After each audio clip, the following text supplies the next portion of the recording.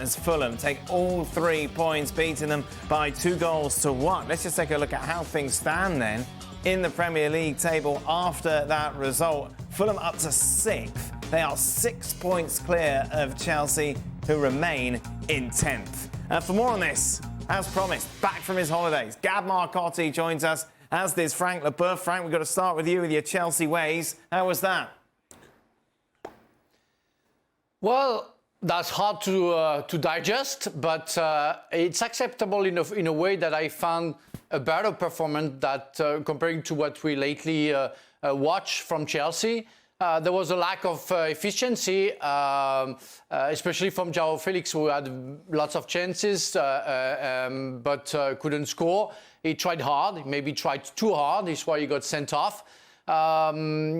Nothing goes right, The goal that conceded, the young Hall, trying a nutmeg very close to his own 16-yard box, then a cross, then a bad clearance from Chalobah, then a kick from the former Chelsea player goes under between the legs of Chalobah, who deflects the ball, and it's a goal. So everything seems going in the wrong way for Chelsea. On top of it, you are losing Zakaria, which is the 10th guy injured. The performance of the player were more interesting in the way that they were more involved into the game. They wanted to do well. It didn't work. It's encouraging in that matter, but in so many times you could say, well, they are really ill. They really have to work hard to go back to their best, and they will be an awful season for Chelsea. And they, of course, rolled the dice, took the gamble, brought in João Felix, Gab. During his suspension now, they'll pay $2 million in wages. Yeah, look, I mean, I don't even know where to begin with this situation, right?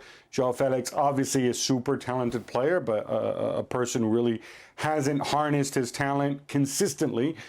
He's been up and down at Atletico Madrid, and there's a reason Atletico Madrid are happy to let him go, and so you figure he's a project, and you'll work on him. But is this what you want to give Graham Potter at this stage when you're doing badly? Do you really think he's an instant plug-and-play solution that will take you in the top 4?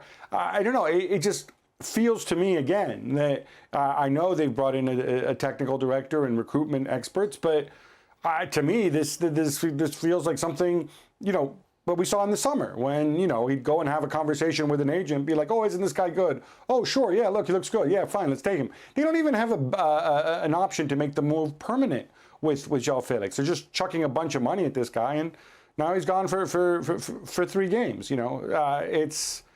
It's difficult to understand, and, Graham Potter, he may end up getting all the blame for this, but it's certainly not all on him at all. Let's be honest. This was not something that you take. I don't think you take anything positive from. The City game was very, very bad. But this game against Fulham, I don't think you take anything positive from. If the most positive thing you can say is they weren't as bad, then once again I'm sorry. And listen, as much as I've sat here and I've tried to make an argument for Graham Potter and Gab's right, it's not all his own doing.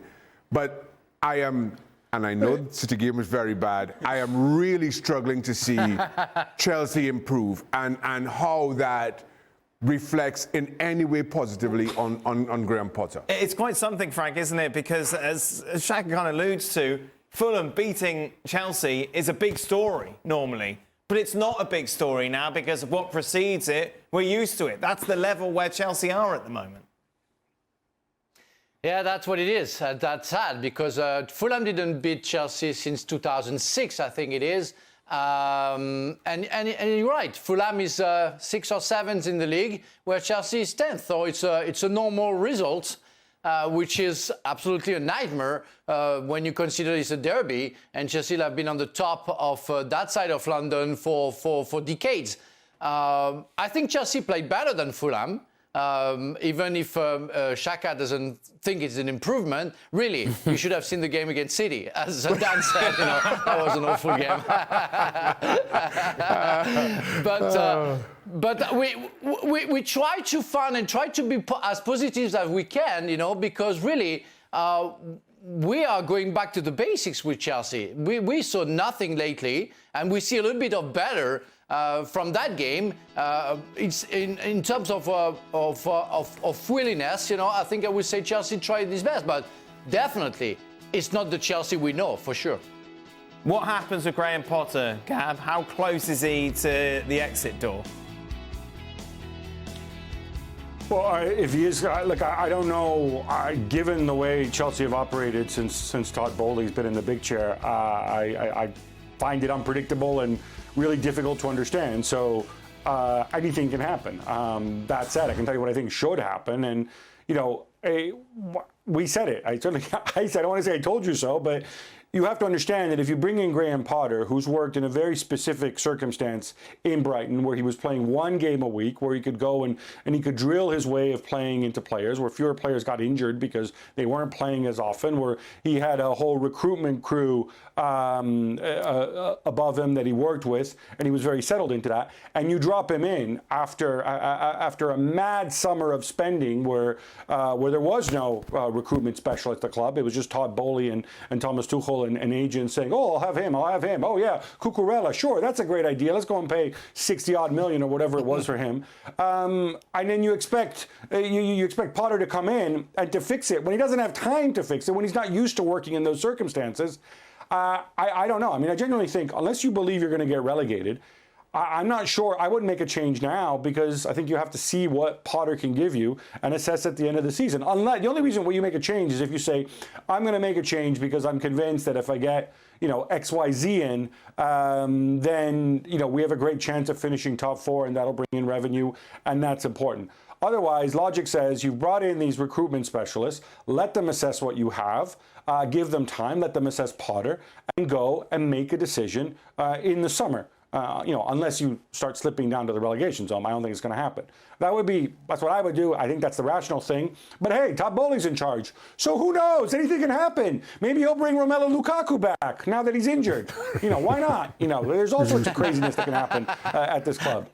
Gab, you say that's the sensible thing, but what doesn't help Potter's cause is when you've got your own fans chanting Thomas Tuchel's name, because that could surely influence Bowley ultimately as well. Yeah.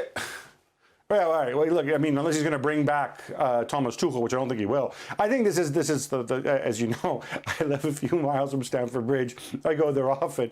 I think this is as much people having a go at sacking Thomas Tuchel after you allowed him to go and spend a whole bunch of money over the summer, as it is frustration with Graham Potter.